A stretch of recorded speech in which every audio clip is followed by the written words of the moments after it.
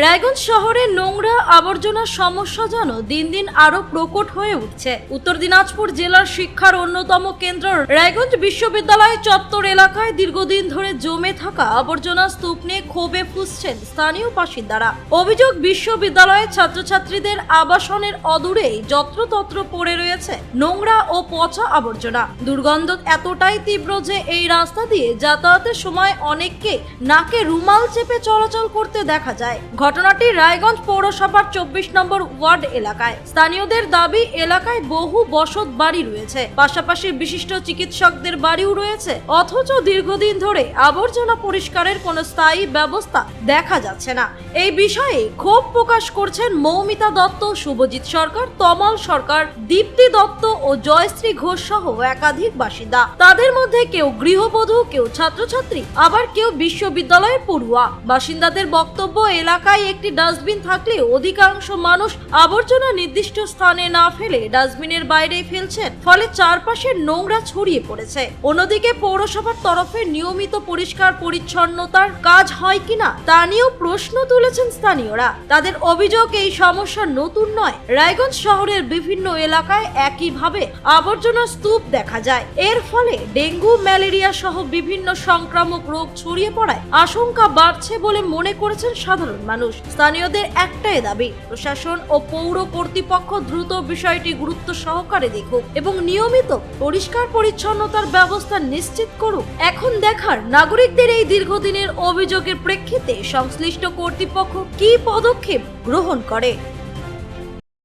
আমার নাম তমাল সরকার। একদম কলেজের প্রাচীরের পাশে এই যে নোংরা আবর্জনা দীর্ঘদিন থেকে, বিষয়টা কেমন চোখে দেখছে? বিষয়টা খুব একটা ভালো দেখছি না, এবং নোংরা আছে, রাস্তাঘাটে নোংরা আবর্জনা দুর্গন্ধ বেরোচ্ছে, কেউ পরিষ্কার করছেও না। আর ওই এখানে ডাস্টবিনটাও রাখা আছে, যার যার মতো রাস্তা নোংরা যা আছে সব ওই ডাস্টবিনের পাশেই সব ফেলে, কেউ ডাস্টবিনে ঠিক মতো ফেলায় না। পৌরসভা থেকে পরিষ্কার তো করতে আসেও না, এইরকম একদিকে একদিকেও যা নোংরা, সব দিকে একই রকম। বললাম, উত্তর দিনাজপুরের গর্ব একটা আমরা বিশ্ববিদ্যালয় পাচ্ছি, সেই জায়গায় একদম পাঁচিল ঘিসিয়ে এইভাবে ফেলা আছে, কিভাবে দেখছেন আপনারা? প্রাচীরটা তো উঁচাই, এরকম উঁচাই আছে, একদম উঁচাই, কোনো কিছু দেখা যায় না। সে যে ফেলা হচ্ছে, বিষয়টা আপনি কিভাবে দেখছেন? হ্যাঁ একটা ঐতিহাসিক একটা কলেজ, এটা হ্যাঁ সেই কলেজের পাঁচিল বরাবর এত নোংরা ফেলানো, হ্যাঁ কিভাবে দেখছেন? বিষয়টা তো মোটামুটি খারাপ হিসাবেই দেখছি, কিন্তু কেউ পরিষ্কার কেউ করে না। কোনো সময় গাড়ি আসে, কোনো সময় কোনো সময় নোংরা নিয়ে যায়, কোনো সময় নিয়ে যায় না। আপনার বাড়ি তো একদম পাশেই, হ্যাঁ এখানকার স্থানীয় বাসিন্দা, হ্যাঁ। তো বিষয়টা কি পৌরসভাকে জানাবেন? পৌরসভাকে দেখি জানাতে পারি, জানিয়ে এর আগেও জানিয়েছিলেন কি? এর আগে কোনোদিন জানাইনি। ওরা এসে জঞ্জাল। ভাই, তোমার নাম? আমার নাম শুভজিৎ সরকার। কি করো? আমি রায়গঞ্জ বিশ্ববিদ্যালয়ে বিএ অনার্স, সোশ্যোলজি অনার্স নিয়ে পড়তেছি। এই যে তোমাদের কলেজের গেটের পাশে এই যে নোংরা আবর্জনা, এই বিষয়টা কেমন চোখে দেখছো? এটা বিষয়টা একটু খারাপ হচ্ছে, কারণ আমাদের অসুবিধা হচ্ছে, যাতায়াত করতে অসুবিধা হচ্ছে, রাস্তা দিয়ে চলাচল করতে অসুবিধা হচ্ছে। এখান দিয়ে যাচ্ছি, মানে একটা মানে খারাপ, এটা সরকারের কাছে এটাই বলতেছি যে এই জায়গাটা মানে পরিষ্কার করার।